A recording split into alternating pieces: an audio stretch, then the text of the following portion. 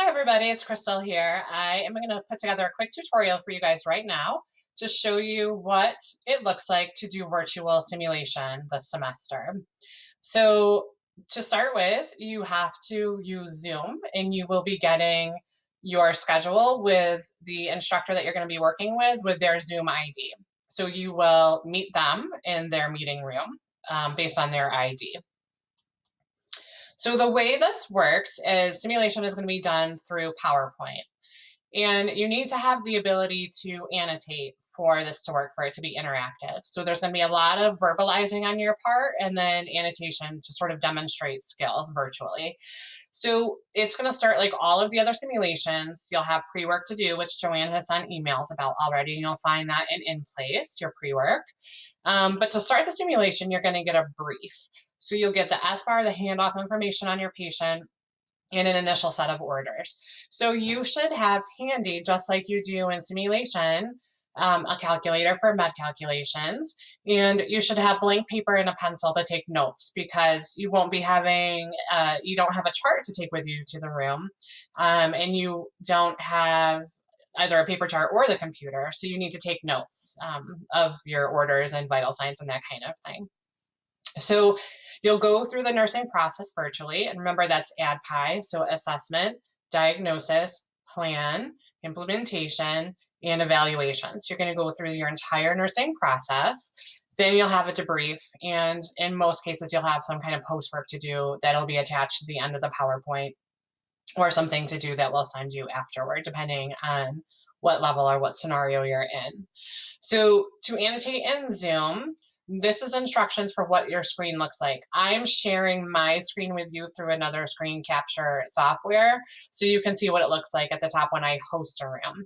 But this is what it's going to look like when you come into the room and I'm the host or you're in one of the other instructors. So you have something that says view options and then annotate. So when you annotate, you have a whole bunch of different choices. Things that you're going to use are draw, so you can circle things.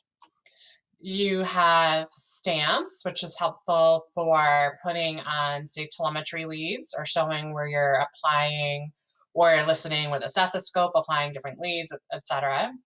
And then there's text so that you can write like your program for your pump, that kind of thing. So those are different ways that you're going to interact with the screen. So I'm going to show you a couple of other examples of screens that you're going to expect to find. So all of your patients are going to have to start at the room, right? So what are the things that you do when you first go into a patient's room? So you can see there's things for hand hygiene here. Here's your bed, your patient ID. Then you'll start your initial assessment. So this patient would be a female patient. You can see the front and back outline. And then this is your monitor. So of course, you know, when you come into simulation, most of the time your patient is on monitor. Unless you're a J1, then they may already be on the monitor. So you have to apply your pulse oximeter. Or you have to apply your telemetry leads, or you have to cycle the blood pressure, right? See what your temperature is. So where would you apply the temperature? Well, I'm going to, if it is an oral temp, maybe here, I would do an oral temp, right? Where am I applying telemetry leads, etc.? Where am I applying the oximeter, and so forth. What else am I assessing? Maybe I'm assessing lung sounds and so on. So that would be an example of how you're going to do both your vital signs and remember work through a good thorough head to toe assessment. After that, you'll get results from your screen, and then you have to think about a plan. What are you going to do? Are you going to start implementing things that are in your nursing toolbox, your nursing interventions? So you may need to leave the room or use things that are in the room. Do you need to go to the Pyxis and start giving medications that you have orders for? Or have you done all of your nursing interventions and now you need to do something else? You're out of the things in your nursing toolbox and you need to do your SBAR. So you may need to call your provider. You'll have an SBAR screen so that you can work through, just like in the sim lab, that same exact template. then you can start doing some of your implementation. So this would be an example of an oxygen therapy screen. So I have lots of different choices of different things that I can apply for oxygen. And then I have a flow meter. So what you would do is circle the device that you're using and then come to your flow meter and annotate how much oxygen you're going to be giving the patient on the flow meter. This is an example of a Pyxis screen, so you need to pick out the medication that you need. You also need to pay close attention to what is the concentration. So for example, this bag of Medrol is 125 milligrams in 100 milliliters. And I need to know that because that will impact how I'm programming the pump when I administer that medication. This is an example of the sharps in the med station. So I have different syringes and different syringes that already have needles on, like the insulin syringe or the heparin syringe. Then I have an 18 gauge needle, and I have a 23 gauge needle and a 27 gauge needle. I also have an IV part of my med station. So I have my tubing, primary, secondary. I have flushes, alcohol pads, different bags of IV solutions, just like you do in the sim center or in a nurse's station. Then I have the medication administration side. So if I'm giving an IV medication, I have the saline lock here. I have my scanner, my patient band. I have choices for disposing of sharps or medications or garbage or whatever I have. And then I have places that I can apply or inject medication.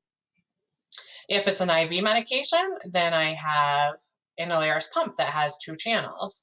I may not use both channels, I may only use one, or I may just have something that is just hanging to gravity from a pole. But again, here's my saline lock. So this screen works in 2 ways. Number one, you're going to do your math and do your programming here. So this is where I would type, for example, normal saline, 200 milliliters per hour. It's a full bag, so 950 or 999, whatever you want to program the pump for. And then my secondary, if that was that Medrol, I would program it here. The second part of this is annotating. It's actually drawing. What does it look like when you hang a primary, secondary medication? So drawing, explaining how you're priming the fluid, how you're back priming, et cetera, and drawing it all the way through the pump and what does it look like when it's hooked up to the patient. So once you've given all of your medications and done all of your implementation, the E in ADPI is, of course, evaluation. So you're going to do a reassessment. So it may show you what your initial set of vitals are and what should it look like now after you've done all of your implementation. What would you expect to see? And where would you reassess on the patient?